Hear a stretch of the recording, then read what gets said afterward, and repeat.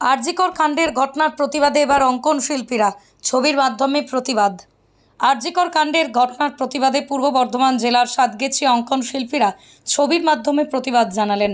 RG Kar medical college হাসপাতালের মহিলা চিকিৎসককে ধর্ষণ করে খুন করার ঘটনার প্রতিবাদে বৃহস্পতিবার পূর্ব বর্ধমান জেলার মেমারি 2 ব্লকের অন্তর্গত সাতগেছিয়ায় বর্ধমান কালনা রোডে পার্শ্ববর্তী জায়গায় অঙ্কনের মাধ্যমে অর্থাৎ তুলির টানে আরজিকর ঘটনায় দোষীদের কঠোরতম শাস্তির দাবি শিল্পকলার মাধ্যমে তুলে ধরলেন শিল্পীরা।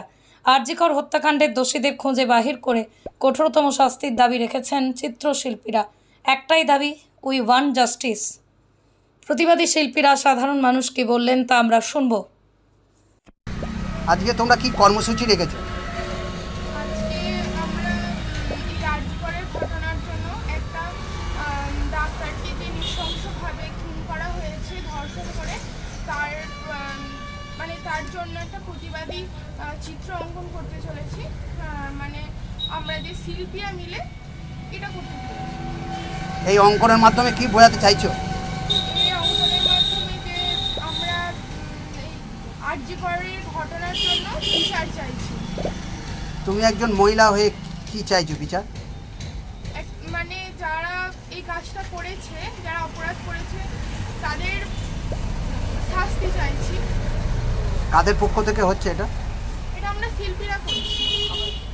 এটা কোন জায়গায়? এটা সাতগেছিয়া বাজার। তোমার নাম? আমার নাম শ্রেয়া মণ্ডল। আপনি কোন জায়গায় রয়েছেন?